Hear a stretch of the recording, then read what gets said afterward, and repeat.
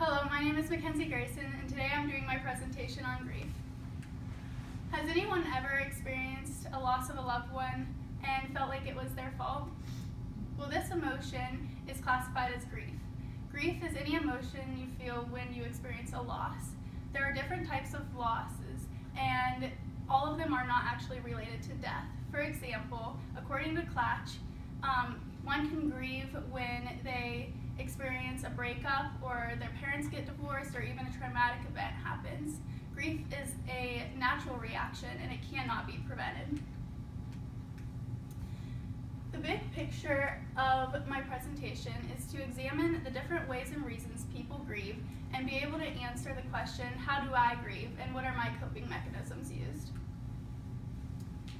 Although everyone experiences grief, it affects people in different ways. It depends on the relationship with that person, but one can feel anger, sadness, guilt, and even regret. Another way grief can affect someone is by the way they passed away or the circumstance it was under. Many people get past grieving and accept that their loved one has passed away, but others feel like it's their fault or they could have done something to prevent it from happening. According to Engel, grief is not a disease. Rather, it is a setback or an adaptation to loss. In my eyes, grief is caused by anything that has made one second guess themselves or is caused by anything that has had a dramatic impact on their life.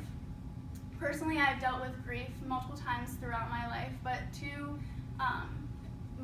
the most prominent times I've experienced it was when my Aunt Julie passed away 3 years ago and when my dad's worker, Steve, passed away just recently.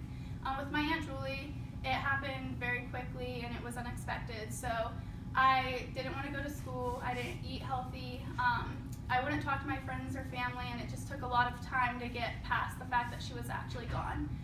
Just recently, my dad's worker passed away. He got cancer, and it just happened very fast, and my family was really close to him. So my dad knew when he visited the hospital that it was going to be the last time that he saw him, and he had to say his goodbye, so he's very sad.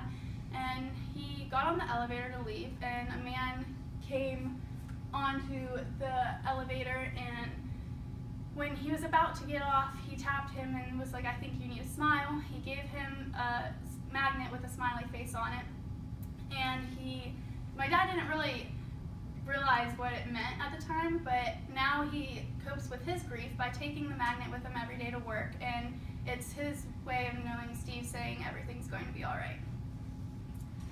Grief and depression are two different things. Grief causes like a sense of hopelessness, but you still maintain a healthy self-image. It's experienced in waves, so one day, for example, you'll feel fine and you'll go about your daily life, and the next day you'll just feel completely down.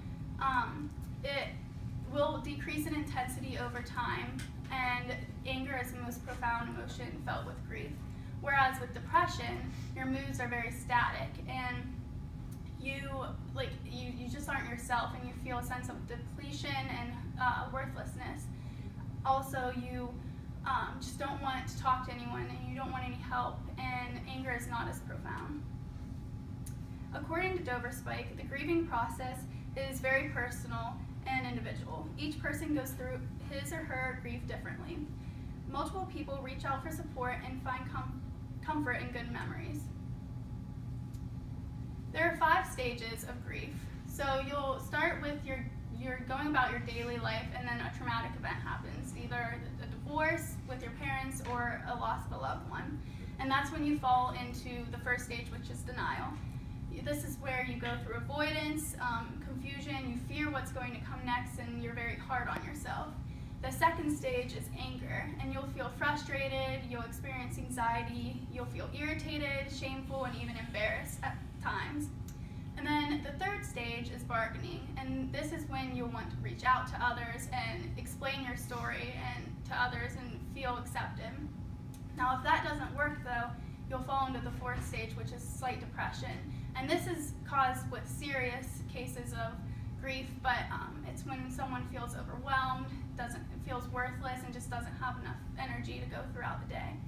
And the last stage is acceptance, and this is where you explore your ideas and set your new plan into place. And once you accomplish all 5 stages, you'll regain a sense of self-esteem and security, or moreover, you'll regain your meaningful life.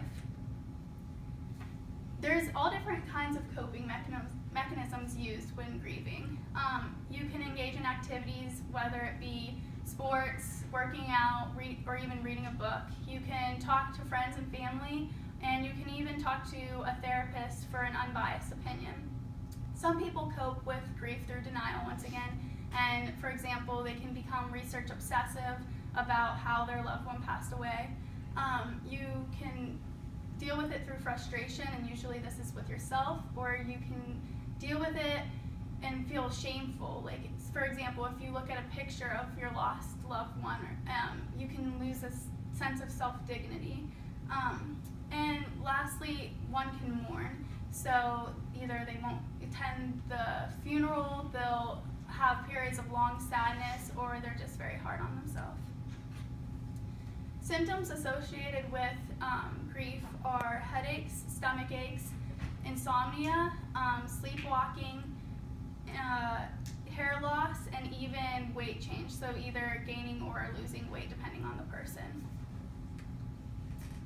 To end grief, you can see a counselor or a psychiatrist once again, or you can even join a support group, and this will make one feel accepted and understood, and it'll make them feel like they're not alone. If it's a severe case of grief, your psychiatrist can prescribe antidepressants. You can start a journal to keep track of your progress. Always maintain a healthy diet, and most prominently, make sure you get enough sleep. There are factors that may hinder the healing process. One is holding in your emotions. If you hold in and bottle your emotions, it'll just build up on you and you'll just break. The use of alcohol and drugs, you may think that it'll help, but it's only temporarily. In the long run, it'll just hurt you more. And overworking yourself just will not help. Once again, you need to get enough sleep. Almost, if not everyone in this classroom has experienced grief. Can anyone tell me how they think they cope with grief? Anyone? Yeah? I lost my uncle a little bit ago, and it was just really sad, but we kind of had like a family get together, so it's kind of like a family support group, I guess. We have like a big support group we talk about. Yeah, and that is completely normal, and remember, you are not alone. So next time when you are grieving, keep in mind the quote from Earl Grolman: "Grief is not a disorder, a disease, or a sign of weakness. It is an emotional, physical, and spiritual necessity, the price you pay for love. The only cure for grief is to grieve." Here are my references and my contact information. Are there any questions? Yeah? You said grief and depression were 2 separate things, but do you think depression can continue even after you're done grieving? Yeah, it depends, I think with the intensity and how you cope with it, so it just really depends, I think, so, but I think it could. Yeah. Do you think that if you're already grieving and then another loss occurs soon after, would it spiral instantly into a depressive state, or would that have to be a different process? Well, I mean, personally with me, I feel like it would, but once again, I guess it